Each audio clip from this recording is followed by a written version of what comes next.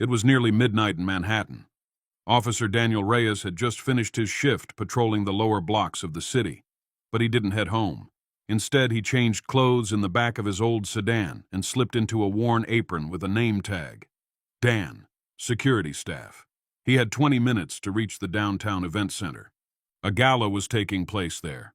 High society buzzed inside, unaware that the tired man guarding the rear exit had just worked an 8-hour police shift.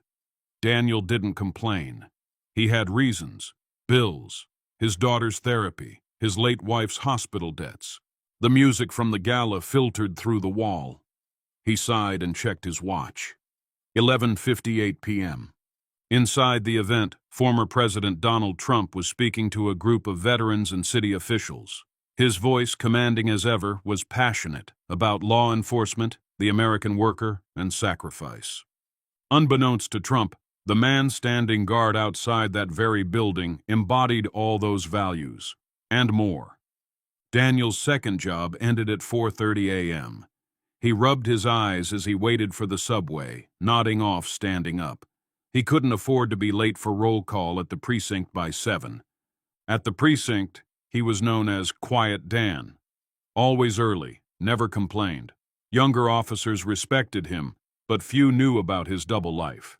His daughter, Maya, didn't know either. She believed he had late-night paperwork.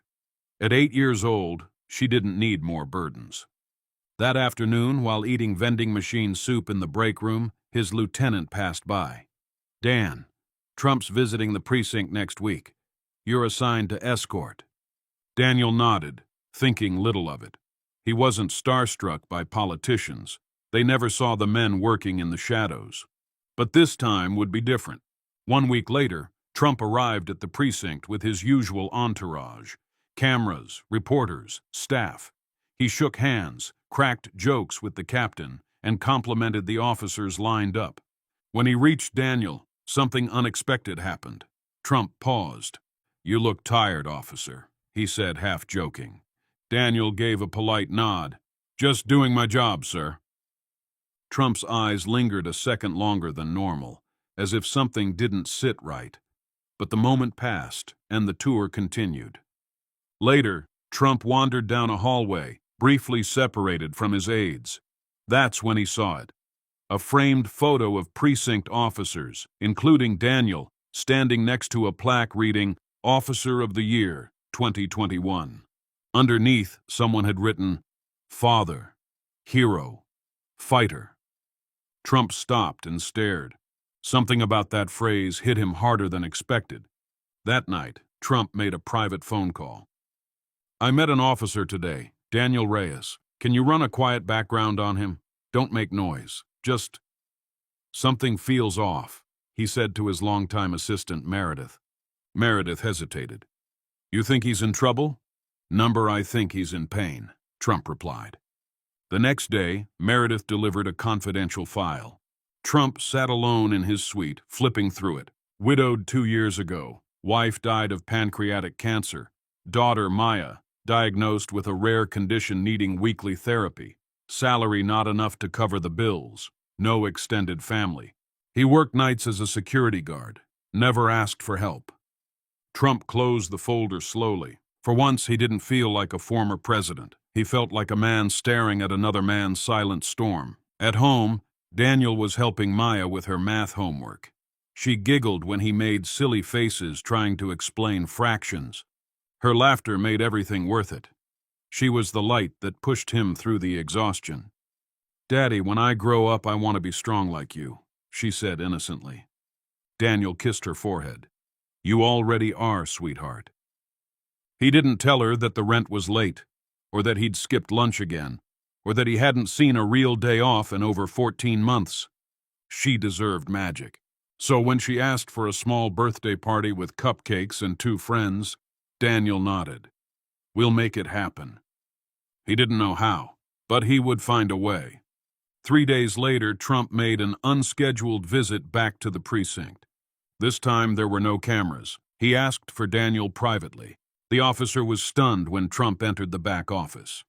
"I owe you an apology," Trump said. "I met you and didn't recognize what I was looking at." Daniel furrowed his brow. Sir, I saw your file. Not because I doubted you, but because I wanted to understand. You're working 2 jobs, raising a daughter alone, and you never asked for anything. Daniel stood still, unsure how to respond. Trump added, Would you and your daughter join me for lunch tomorrow?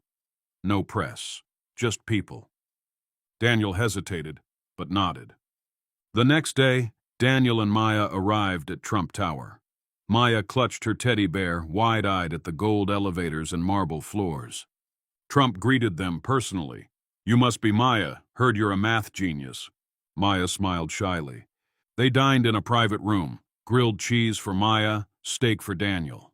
Trump asked simple questions, favorite colors. What made Maya laugh? What books Daniel read during night shifts? By the end, it didn't feel like a meeting. It felt like 3 people, 2 exhausted, 1 curious, sharing a moment. Trump leaned in and said, I think it's time someone looked after the one who's always looking after everyone else. Daniel didn't know what that meant yet, but he would soon.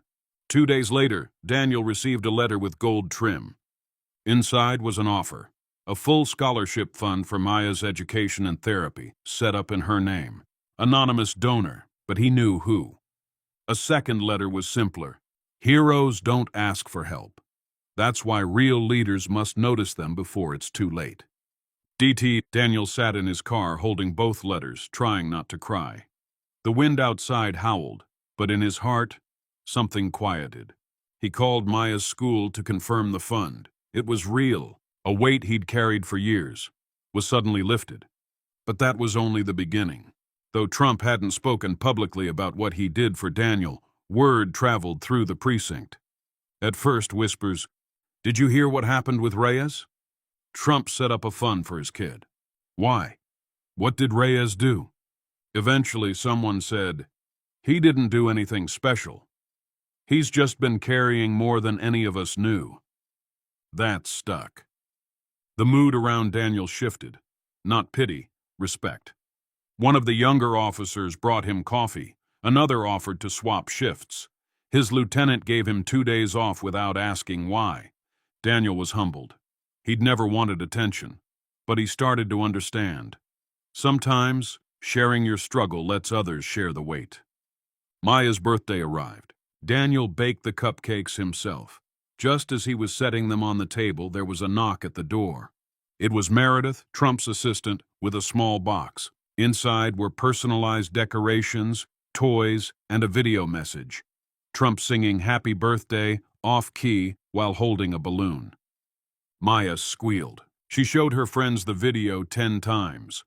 Daniel stood at the doorway watching the kids laugh, frosting on their cheeks. For the first time in years, he let himself smile without guilt. The party had cost nothing, but meant everything. Sometimes hope comes in the shape of a cupcake and a badly sung birthday song. Trump met with NYPD leadership quietly a week later. This country depends on men like Daniel Reyes, he said. But no one should need 2 jobs to survive while protecting a city. He proposed a new initiative, funded privately, for officers with special hardships, scholarships, rent support, therapy programs. Don't make it public. Don't turn it into politics, Trump instructed. Just help quietly, like Daniel did. One commissioner asked, Why do you care so much? Trump looked him in the eye. Because I've had a lot in life, and I've seen a lot. But the strongest man I've ever met wore tired shoes and never once complained. 2 weeks later, the mayor held an event honoring NYPD heroes. Daniel was invited but assumed it was a group thing. But when his name was called, everyone stood. Trump appeared on screen with a video message. Officer Daniel Reyes reminds us that real heroes aren't loud, they're steady. And when no one's watching, they still show up. That's what leadership looks like. Daniel stepped forward in disbelief. Applause rang out. Afterward, he told reporters, I didn't do anything special. I'm just a dad, a cop, trying. The reporter smiled. That might be exactly why you're special. One morning, Maya handed Daniel a crayon drawing. It showed their tiny apartment, him in his uniform, and herself standing next to a tall, orange-haired man with a red tie. At the top it read, "Thank you for helping my daddy smile." Daniel chuckled. "What's this?" "It's for Mr. Trump. He made you happy, so I made him something." Daniel took a picture of it and sent it to Meredith. Within a day, Trump had it framed in his office. Beneath it, he wrote on the frame, "Sometimes the biggest thanks comes from the smallest hands." One night, Daniel sat down and wrote a letter. Not to Trump, but to the public. He shared his story, his struggles, his gratitude. But the letter's heart wasn't about donations or fame. It was about paying attention to the invisible burdens people carry.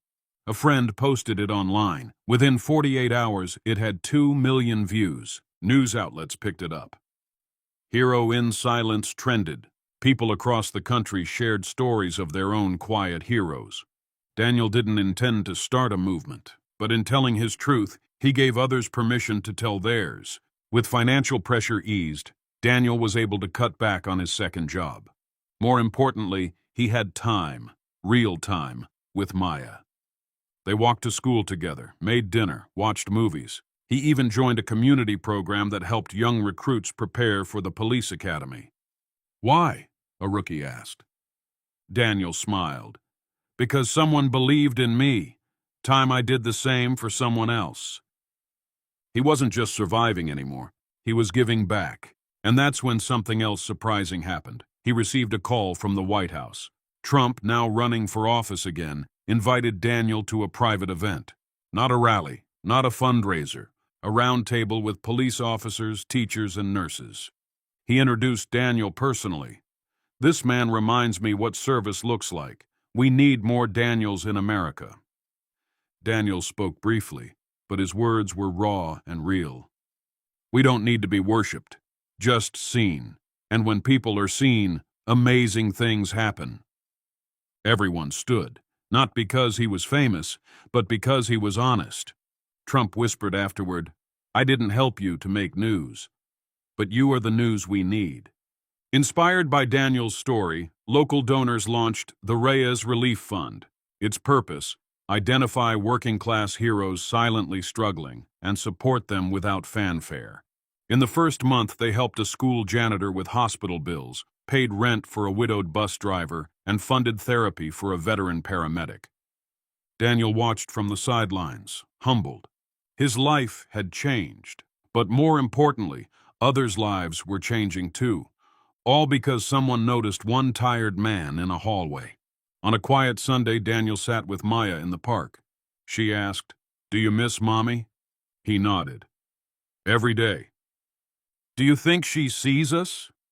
He smiled. "I think she's proud." Then Maya said, "You don't look tired anymore." That hit him. She was right. The world hadn't gotten easier. But the weight had shifted, because someone chose to step in, without being asked. And that choice rippled farther than anyone could have imagined. Months later, Trump sent a handwritten letter to Daniel. "They call me a builder. I've built towers, brands, headlines. But helping you, quietly, was the most human thing I've done in a long time. Thank you for letting me see what I was too distracted to notice. Keep going, Officer Reyes.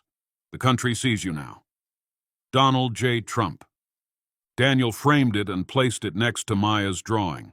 2 messages, one from a billionaire, one from a child. Both changed his life.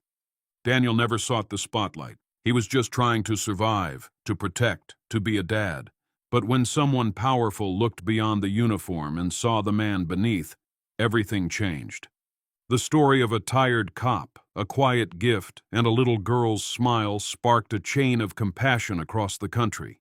It reminded people to slow down, to pay attention, to act when they can. And in the end, it wasn't about Trump, or Daniel, or even Maya. It was about what happens when one act of kindness is finally given to the ones who give the most. And that is how lives are changed, forever.